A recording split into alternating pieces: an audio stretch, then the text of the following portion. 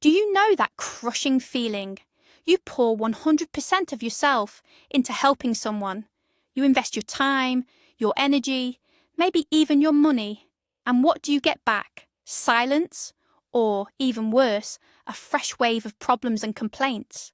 If so, you are definitely not alone. We all want to be good people. We want to support the ones we care about. But what if I told you that sometimes the best way to help is to not help at all? Today, we're going to discuss 8 types of people whose lives are not improved by your help, but whose presence systematically drains you. This video is not a call to become cold-hearted.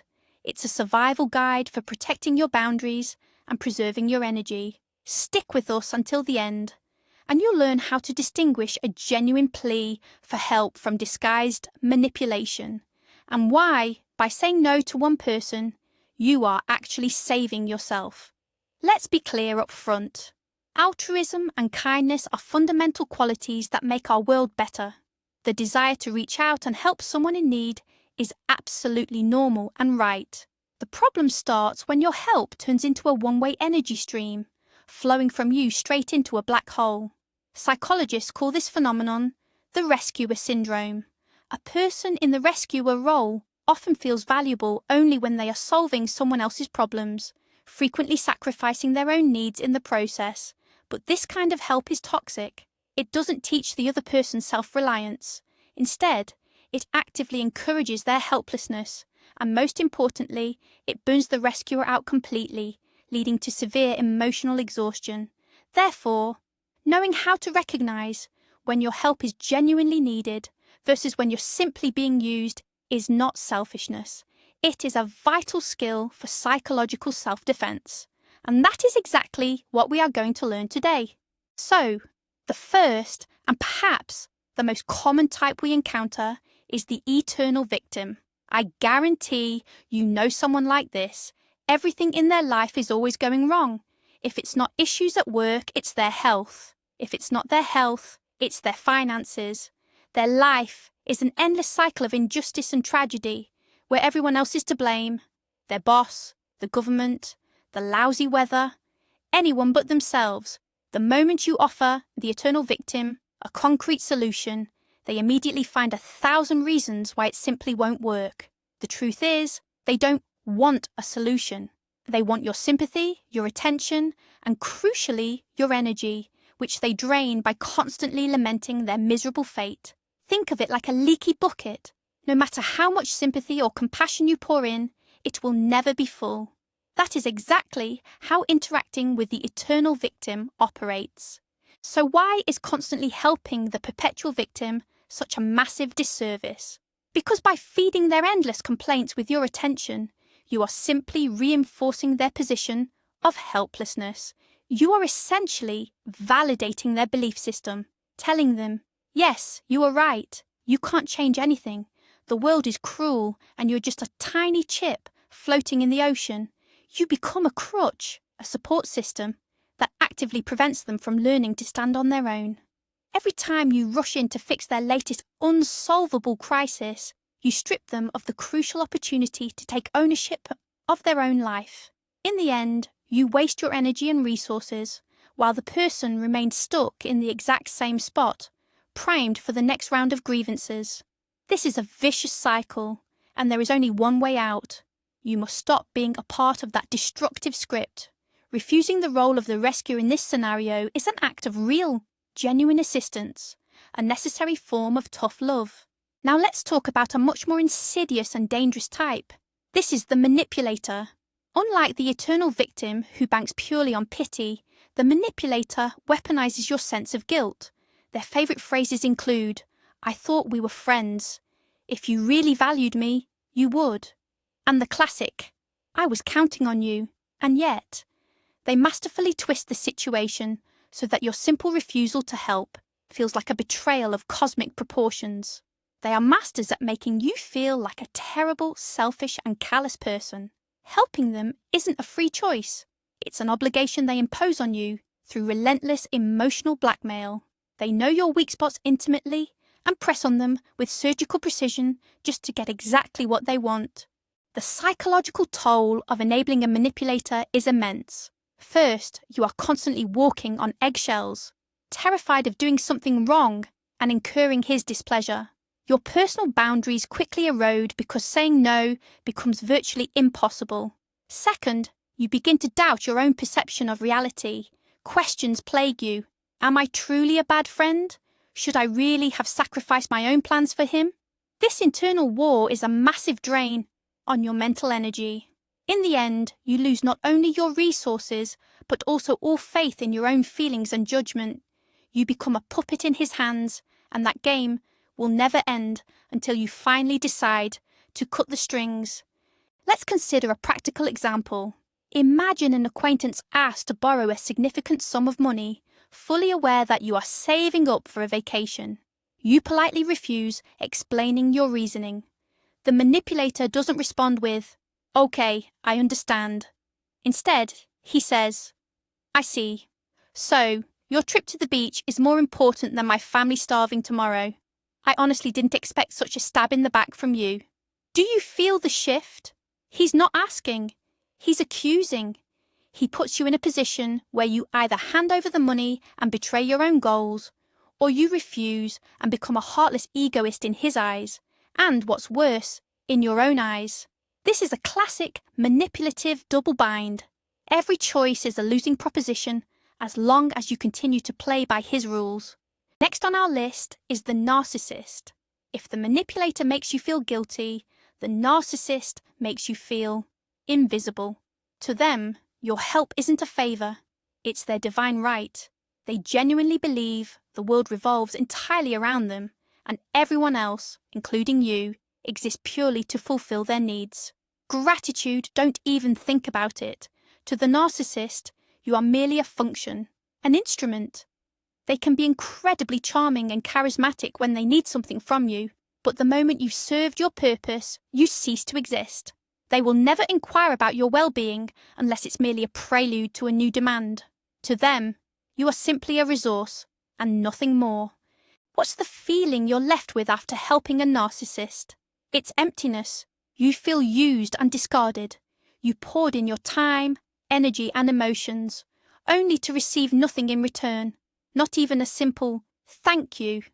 Worse yet, the narcissist is likely to actively devalue your efforts. Say you help them with a crucial project, and the next thing you know, they're telling everyone they handled the whole thing alone. When you help a narcissist, you're essentially fueling their inflated ego.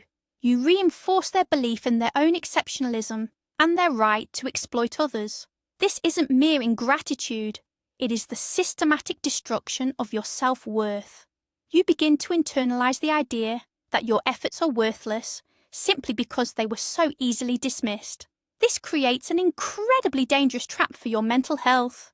Let's move on to the fourth type, one that many of you will recognize, the energy vampire. This person can spend hours complaining to you about their problems, but there's a key distinction between them and the eternal victim. When you finally get tired of listening to their whining and suggest a concrete plan of action, the vampire immediately finds an excuse. It's always, "Yes, but," or "That's too complicated," or "I won't be able to do that." The truth is, they don't actually want a solution. What they need is your open ear, a willing listener, to dump all their negativity into. They feed off your attention and sympathy. They aren't looking for a way out of the situation. They're looking for a container for their negative emotions, and you become that container. After talking to them, you feel completely drained, like a wrung-out rag. Meanwhile, they conversely feel energized and upbeat. An energy exchange definitely took place, but clearly not in your favor. The physical and emotional toll of dealing with an energy vampire can be truly severe. It goes far beyond just a simple bad mood. It can manifest as headaches, overwhelming apathy, or that heavy, inexplicable feeling of exhaustion. You literally feel like your life force has been sucked right out of you. Just one phone call or a brief meeting can send your entire productive day down the drain. You're left with absolutely no energy for work, your hobbies, or even spending time with loved ones. Consistent interaction with these types of people leads directly to chronic stress and emotional burnout. Your nervous system simply cannot handle that massive amount of unproductive, outside negativity. That is why protecting yourself from them isn't a matter of simple comfort. It's a critical matter of health and well-being. This brings us directly to debunking a very common myth. Many people believe, I'm just being supportive. I'm a good shoulder to cry on during a tough time. But when you're dealing with an energy vampire, that dynamic completely changes. You aren't offering support. You are actively enabling their destructive behavior. They aren't learning to manage their feelings. They're simply offloading them onto you. You become their emotional dumping ground. True help in this scenario is to gently but persistently interrupt the flow of complaints and ask this pivotal question. Okay, I hear exactly what you're saying. Now what are you going to do about it? This simple question instantly shifts the responsibility back to them. It often stops the vampire cold because they never intended to find a solution. Their only goal was to unload their negativity, not to actually solve the problem. The fifth type is the deadbeat, or the freeloader. It's important to see the distinction here. Some people face genuinely difficult, temporary hardships and just need support to get back on their feet. Then there are those for whom finding easy outs, at someone else's expense, is a core life philosophy.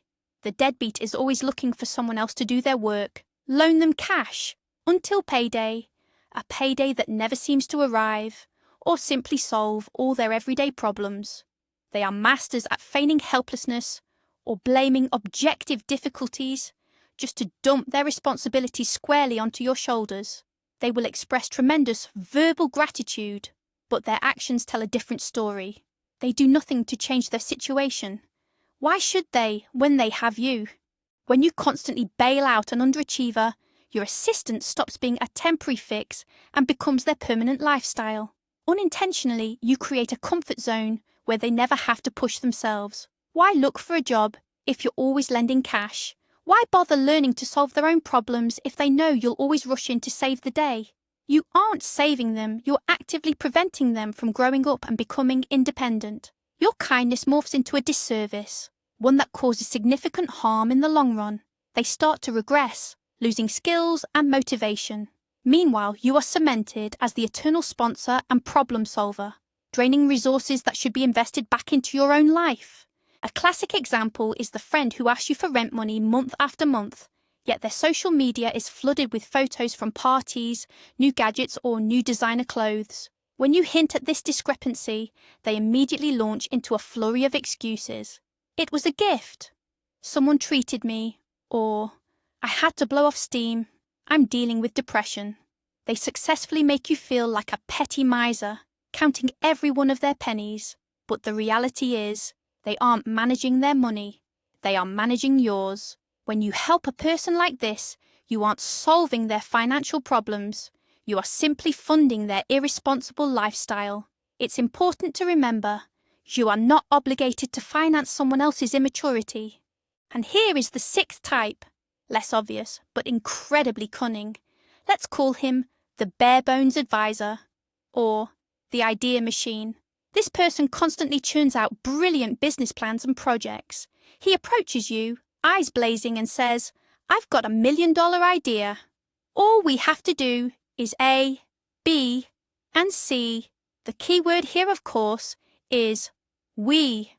When you look closer, his entire contribution boils down to the idea itself, while all the real work, the financial risk, and the investment of time and effort fall squarely on your shoulders. He's essentially looking for free labour to bring his fantasies to life. He proposes a partnership where he's the brains and you're the workhorse. It sounds tempting, but in reality, it's pure, unadulterated exploitation.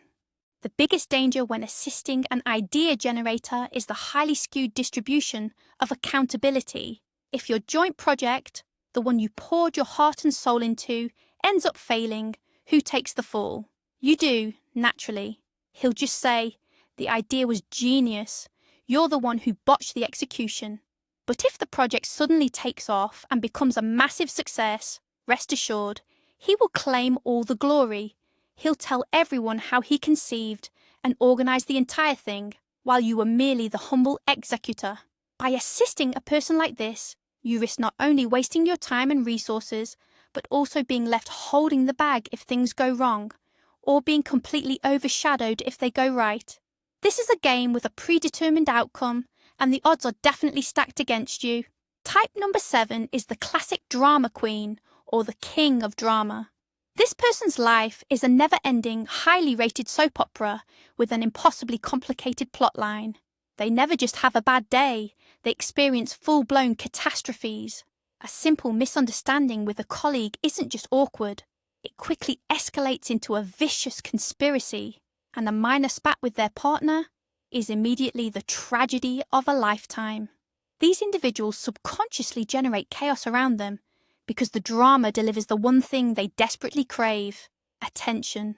Their perpetual crises and emergencies are simply a mechanism designed to make everyone else drop what they are doing and frantically scramble to solve their manufactured problems. When you try to help them, you aren't providing comfort or stability. Instead, you're merely joining the cast of their personal production, only adding more fuel to the fire of their volatile emotional roller coaster. Their supposed emergencies are almost always gross exaggerations or outright fabrications designed solely to trigger an emotional response. They might call you, weeping hysterically at 3 a.m. over a minor issue that anyone else would resolve in 5 minutes, or simply dismiss entirely. They thrive on your reaction, your shock, your sympathy, your immediate advice. The deeper you get sucked in, the more drama they manufacture. It is crucial to understand this. You are not solving a problem, because often there is no real problem to begin with. You are merely serving as an audience and a cast member in a never-ending show, one that drains your energy and steals time away from your own actual life. Their hunger for drama is insatiable, and you will never, ever be able to fill that void. Why is getting involved in their drama the absolute worst strategy? Because it simply validates their destructive, childish behaviour. Instead of learning healthy emotional coping mechanisms and reacting appropriately to real-life situations, they just confirm that their strategy pays off. The louder the outburst, the more attention they receive. The optimal strategy for dealing with drama seekers is calmness and detachment. Don't take the bait. Refuse to get drawn in emotionally.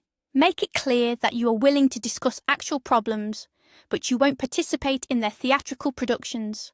Sometimes, simply ignoring the drama is the quickest and most effective way to shut it down. And finally, the 8th type, who often embodies traits of all the preceding 7. The ungrateful. This is the person who takes your help completely for granted. If you do something for them even just once, they immediately feel entitled to it forever. Your assistance isn't valued, it's simply expected. What's worse, if you suddenly can't or won't help, you'll be met with immediate resentment or even outright aggression. To the ungrateful, your effort is nothing more than a resource they consume. They never stop to consider the cost of that help to you. They'll simply take it and instantly ask for more. The level of their demands will constantly increase, while your value in their eyes will steadily decline. This brings us to the final and perhaps most crucial lesson. Healthy relationships, be they friendships, professional collaborations, or romantic partnerships, must be built on reciprocity. It's a two-way street. Certainly, there will be times when one person gives more and the other takes more. But over the long haul, balance is essential. If you find yourself constantly giving, without receiving any gratitude or reciprocal support in return, that's a serious red flag. It means you are not being valued, you are being used. Learning to recognise this lack of give and take and ending those one-sided relationships isn't cruelty. It's self-respect. It's honouring your time and your energy, because those freed-up resources can then be directed towards people who truly appreciate them. And most importantly, towards yourself. So we've covered the 8 types of people whose help can be not just useless, but actively harmful to your own well-being. The eternal victim, the manipulator, the narcissist, the energy vampire, the slacker, the idea generator, the drama king or queen, and simply the ungrateful. And here is the main, and perhaps unexpected takeaway. By refusing to help these types, you're actually doing them the greatest favour. You force them to face reality and deal with the consequences of their own choices. You give them a chance to finally grow up and learn accountability. But most importantly, you save yourself. You protect your energy, your time, and your mental health. Remember the saying, you cannot pour from an empty cup. To effectively help others, you must first take care of yourself. Your kindness is a valuable resource. Do not let anyone treat it like garbage. Thank you for watching this video all the way to the end. I hope you found it helpful. Now, a question for you. Have you had to deal with people like this in your own life? Which of these 8 types seem the most familiar and the most toxic? Share your story in the comments below. Let's discuss this together. Your experience might just help someone else. And of course, if you enjoyed this video, don't forget to hit the like button, subscribe to the channel, and ring that notification bell so you don't miss any new episodes. See you soon!